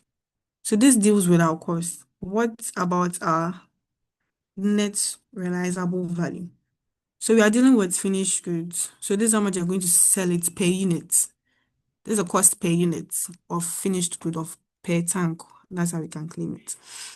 So now our net realizable value, we have our estimated selling price, which has been discounted and is 90 cedis.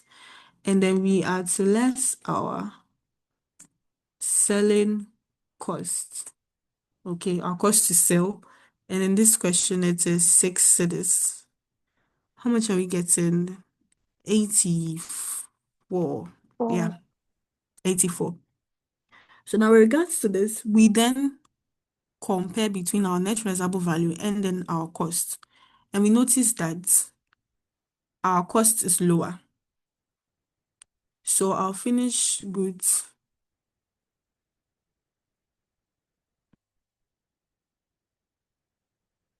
will be valued at cost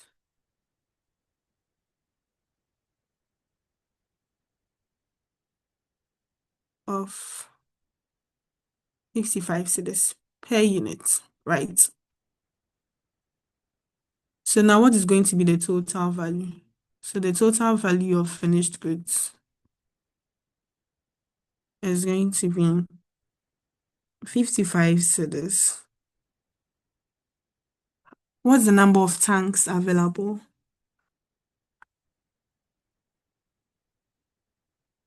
So 250 finished units. So times 250 units. How much are we getting? 13,750. 13,750. Yes, so this is the value of our finished goods. But what did the question ask us to do? It says we should find the value of closing inventory in the books of dealer. So now, the value of closing inventory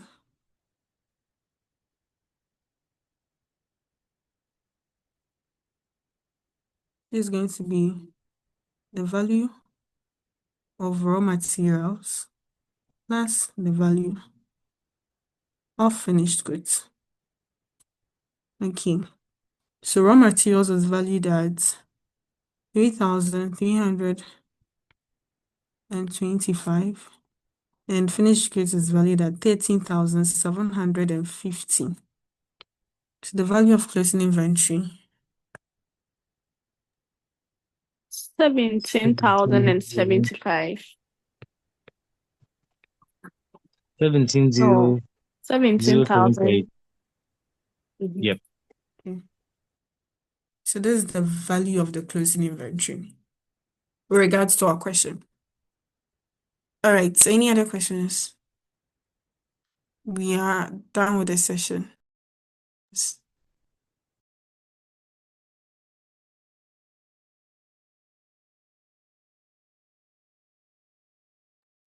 Okay, thank you.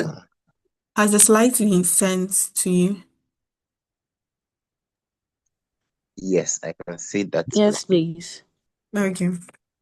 All right. If there are no further questions, Quabs, please, are you on the call? Yes. Yeah, so First I of am all, done with I want to ask if you have anyone on your list to give 20% discount to the person.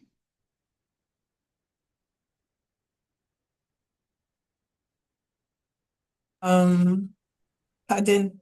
It depends on whether they have already received some before. So if they Because I have noticed received some, people have been changing their names. if they've received some, then I think we are not bad. But if they've not received some, that is fine. Okay, so I have Gloria here. Okay, someone has raised their hand. Has someone raised their hand? I think she lowered her hand again. So Okay, so I have Gloria, I have Princess, I have Obi, I have Kwamla. There is some Haruna, the Haruna guy. okay. And then I also have Fred here. I have Fred. Okay. Okay.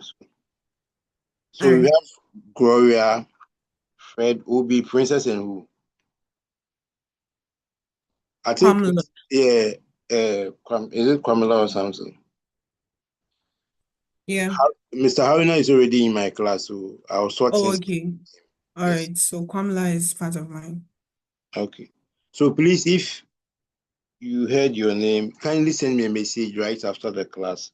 And then you've been offered a 20% discount for the March 2026 diet. If you are writing any course at all, that is fine.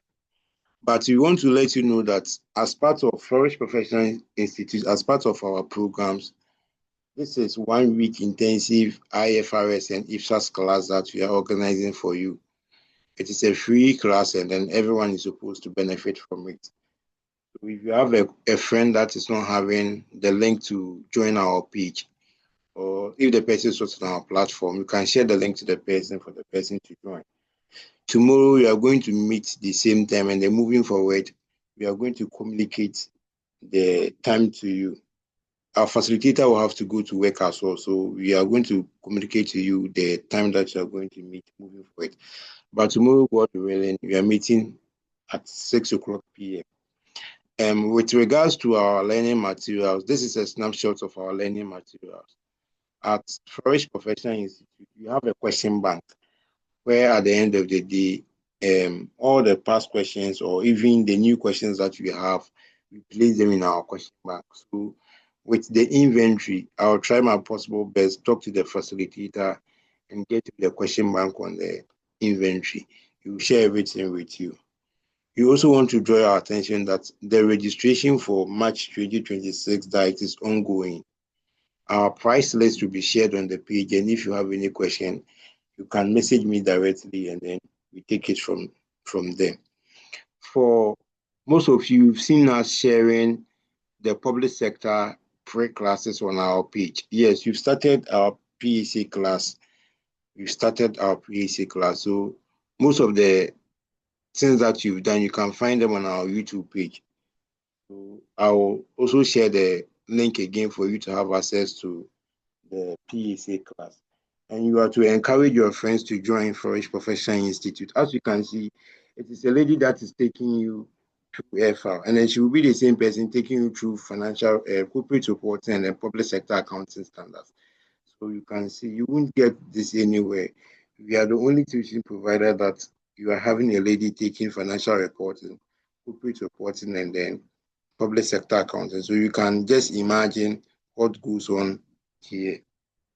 With the the IFRS Essential class and then the Ipsas class, we are going to share with you the videos on our Telegram page and our YouTube channel. So please bear in mind, if you're not on our Telegram page, you can request for it and then we will share it on the platform for everyone to benefit. So Gloria, Fred, Obi, Princess, and Kamala, please, if you are here, kindly send me a message. You've been offered a 20% discount for the March 2026 exams. If you have any question, you can raise up your hand and then you ask.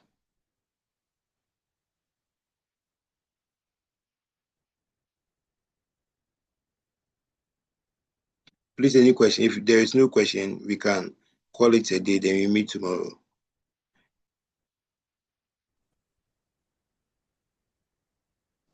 Okay, so Isha, I don't think they have questions. So can we end the class? Yes, please, we can. So go on in tomorrow. All right, tomorrow, God willing. Okay. Okay, thank you. Bye. Thank you. Bye.